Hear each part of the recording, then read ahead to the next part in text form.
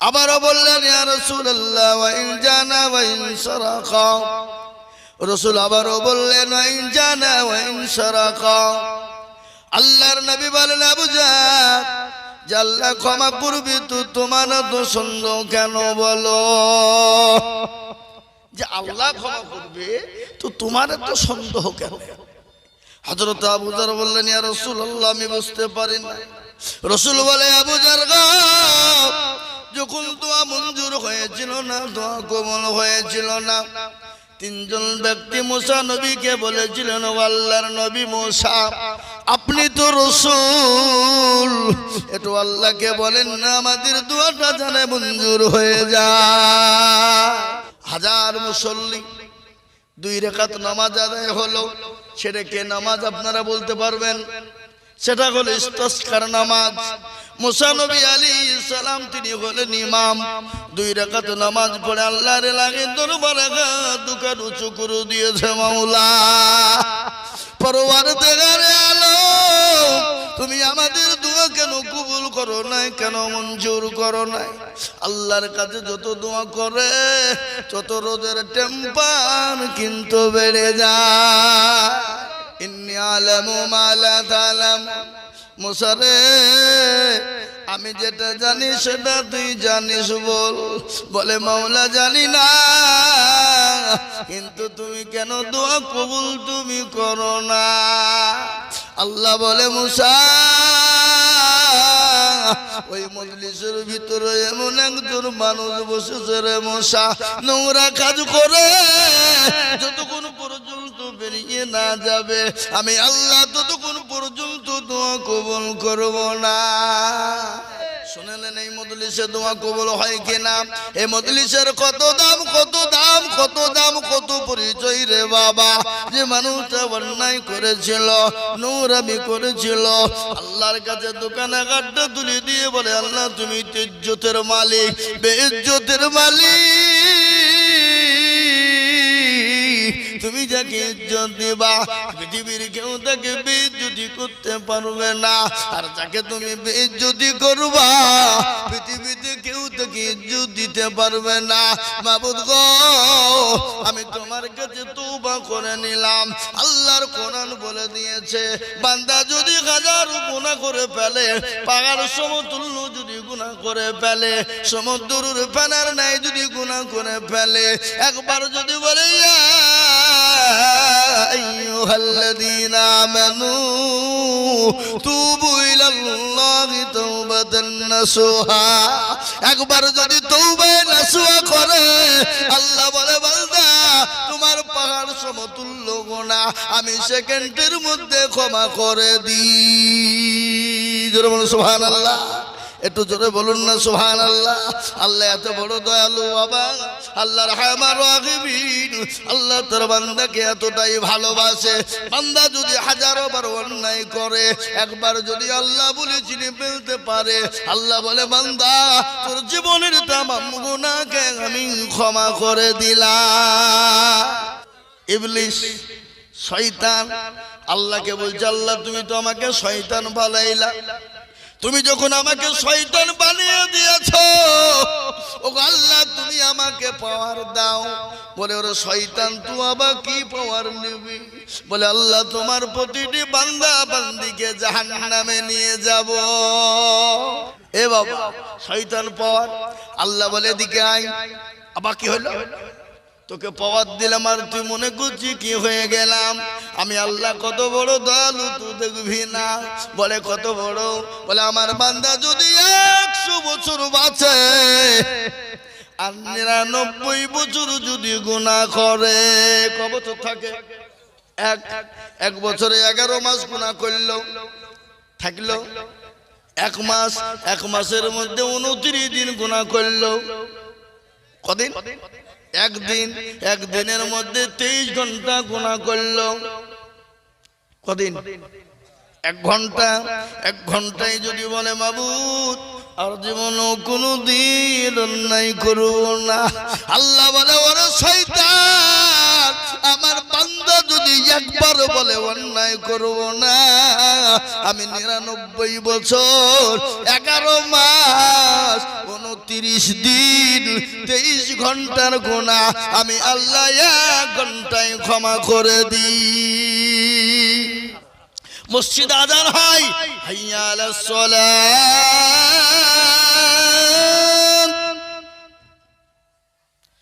হাইয়া আলাল ফালাহ,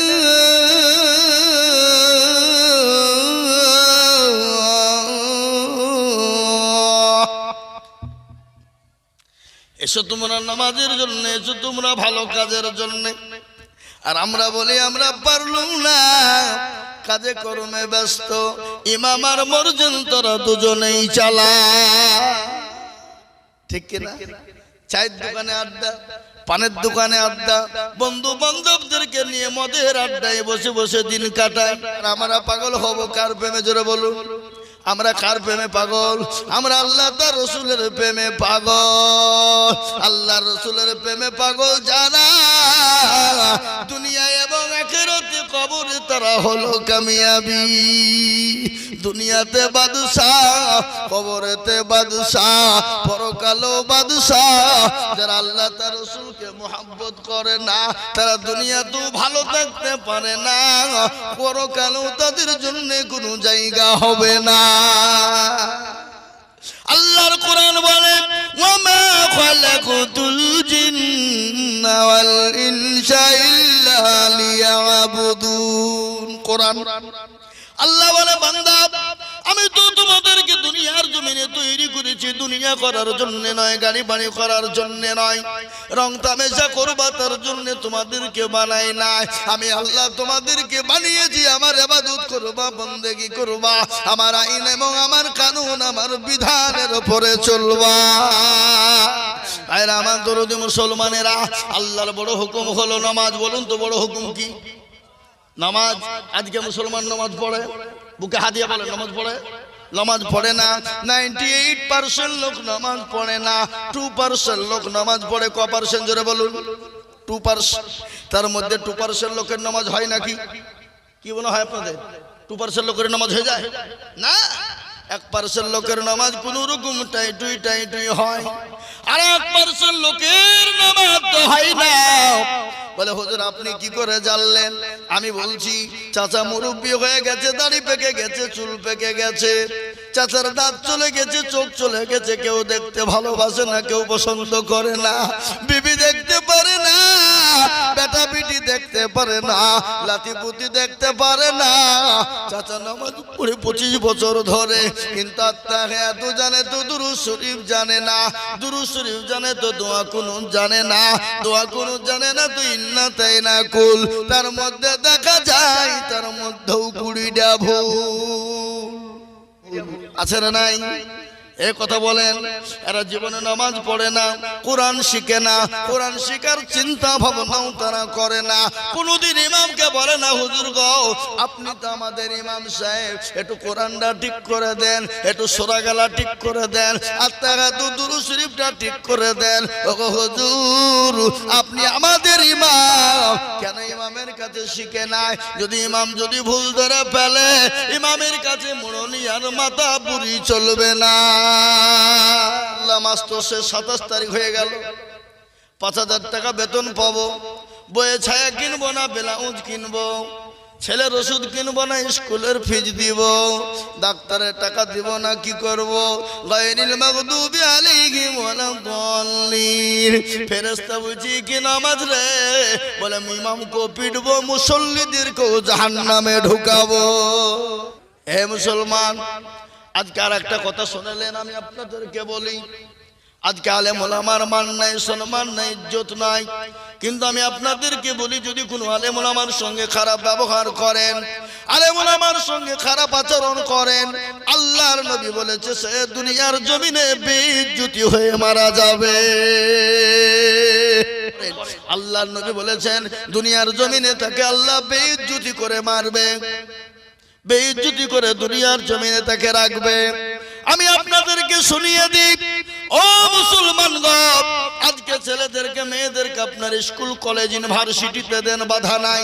ছেলেকে মাস্টার বানান, ছেলেকে ডাক্তার বানান, ছেলেকে জ্ঞানী গুণী বানান, ছেলেকে পয়সাওয়ালা বানান, ছেলেকে আল্লাহ ছেলেকে পয়সাওয়ালা জ্ঞানীওয়ালা বানান, ডাক্তার বানান, উকিল বানান, ব্যারিস্টার বানান, কোনো বাধা নাই, বাধা দিব না।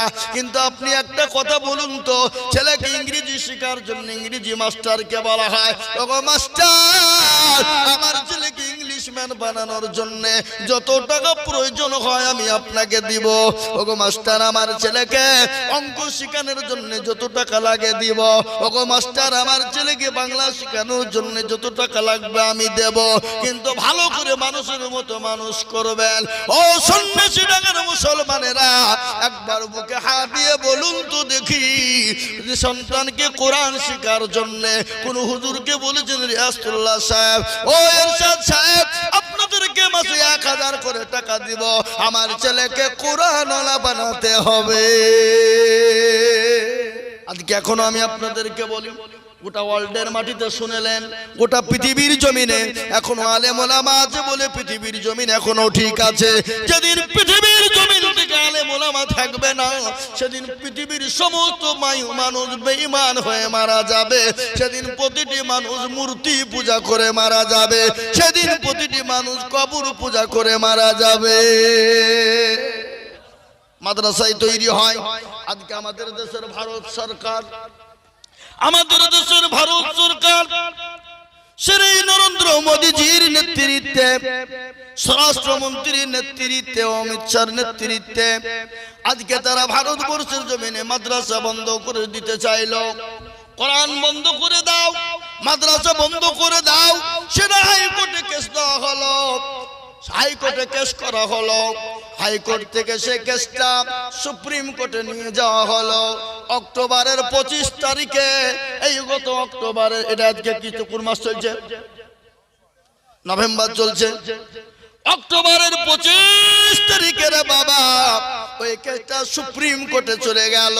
সুপ্রিম কোর্ট রায় দিয়েছে গোটা ভারতবর্ষ নয়, গোটা পৃথিবী জুড়ে যত মাদ্রাসা আছে সমস্ত মাদ্রাসা হলো বৈধ। বলুন আলহামদুলিল্লাহ, আলহামদুলিল্লাহ বলুন। বৈধ বলেছে, ওখানে কোরআন পড়া হবে, দ্বীন শেখানো হবে, ইসলাম শেখানো হবে, ওখানে ভালো জিনিস শেখানো হয়। সুপ্রিম কোর্ট বলেছে পৃথিবীর কারো ক্ষমতা নাই মাদ্রাসা বন্ধ করে দিতে পারে। বলুন আলহামদুলিল্লাহ। বান্ধবীর পিছনে যায়, ও অসুখ বিসুখের জন্য যায়, আমি আল্লাহর কোরআন আল্লাহর ঘরের জন্য মাত্র 5000 করে টাকা আমি 30 জন দুরুদিকে দেখতে চাই ইনশাআল্লাহ। 30 জন সন্ন্যাসীনগর মাটিতে, আমি জানি সন্ন্যাসীনগর মাটিতে 50,000 টাকা দেওয়ার লোক এখানে আছে, আছে না নাই জোরে বলুন। কিন্তু আমি না, আমি 50,000 টাকা চাইনি। আজকে বড় কষ্ট, আপনারা মসজিদটা সুন্দর বানিয়েছেন, কিন্তু মসজিদের অনেক কাজ এখনো বাকি। মসজিদের জায়গার প্রয়োজন, মসজিদের ওযুখানার প্রয়োজন, মসজিদে বাথরুমের প্রয়োজন। আমি আপনাদেরকে বলবো, তাই তৈরি করার জন্য, ইমামের ঘর বানানোর জন্য জায়গার প্রয়োজন। তাই মসজিদের জন্য আমি 30টা আল্লাহর বান্দাকে বলবো মাত্র 5000 করে টাকা। ও মুসলমান গো, আল্লাহর ঘরের জন্য 5000 করে টাকা।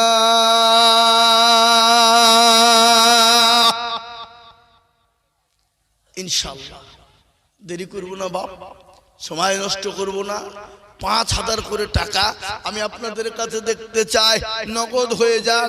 নগদ যদি 5000 করে হয়ে যায় আলহামদুলিল্লাহ, আর নয়তো আপনি 1 মাসের মধ্যে দিয়ে দেবেন।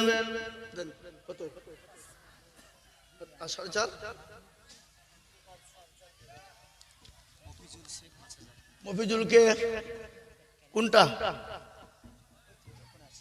ওই দেখেন মফিজুল ভাই, তিনি 5000 টাকার দাতা। আল্লাহ তুমি কবুল করে নিও, আল্লাহ জানে মানে বরকত দিও, আল্লাহ জানে সম্পদ তুমি বানিয়ে দিও। এখানে বসো, এদিকে এসো, তুমি এদিকে এসো। আমার দিকে এসো, আমার দিকে এসো। নূর মোহাম্মদ যে কোনটা? আমিন। আমার বাবাজি বসে আছে, ওনার ছেলে বিয়ে সাহেব ওই দেখেন বসে আছে ওখানে, কালো গেঞ্জি জ্যাকেট গায়ে দিয়ে। সেই দিন আমার সঙ্গে দেখা হলো না আপনার সাথে দেখা? হ্যাঁ, তাহলে আল্লাহু আকবার। ও আল্লাহর বান্দা, এই দেখেন 5000 টাকা নূর মোহাম্মদ শেখ দেন, আমাকে দেন। সুবহানাল্লাহ। আছে চেক নগদ 5000 টাকা দাতা। একবার চিলিয়ে বলি না রে তুই। আল্লাহর পেয়ারা বান্দা কোথায় বসেছিল? 5000 টাকায় আছে থেকে দেখো নগদ দান নিল। আরো দোয়া করি আমি বান্দার কারণ আল্লাহ দেজো বান্দাকে সুখের জীবন। ও মুসলমান, আমি আপনাদেরকে শোনাবো, একটু দয়া করে বসবেন। এই দেখেন 3 নম্বর, একজনে 1000 টাকা নগদ তার মা বাপের জন্য দিয়েছে। আল্লাহ রবের বান্দা কোথায় বসেছিল? এ মা বাপের নামেতে 1000 নগদ দিল। আরো দোয়া করি আমি বান্দার কারণ আল্লাহ দিও তার মা বাপকে তুমি জান্নাতে আদন। আল্লাহ। ও সন্ন্যাসী, ওই দেখেন কি ফেলু শেখ, কত নগদ কিছু হবে না। এখানে আসেন, মুসাফা করি, চলে আসেন। ফেলু শেখ জি, আমি আপনাদেরকে বলবো ওয়াদা করে বাবা 1 মাসের মধ্যে আপনারা দিয়ে দেবেন। আর একটা ঘটনা শুনেলেন, আল কারিম যা ওয়াদা ওয়াফা जो वादा करते हैं पूरा करना पड़ेगा। বুঝতে পারলেন না? अल करीम जा वादा वफा जो वादा करते हैं लेकिन वादा पूरा करना पड़ेगा। আমার জননী 200 টাকা দিয়েছে, চিনাখালি আমার জননী, তিনি 200 টাকা তার মায়ের নামে দিয়েছে, বাপের নামে দিয়েছে। আল্লাহ। এই দেখেন ফেলু ভাই বাকি। ও আল্লাহ, কে উঠলো?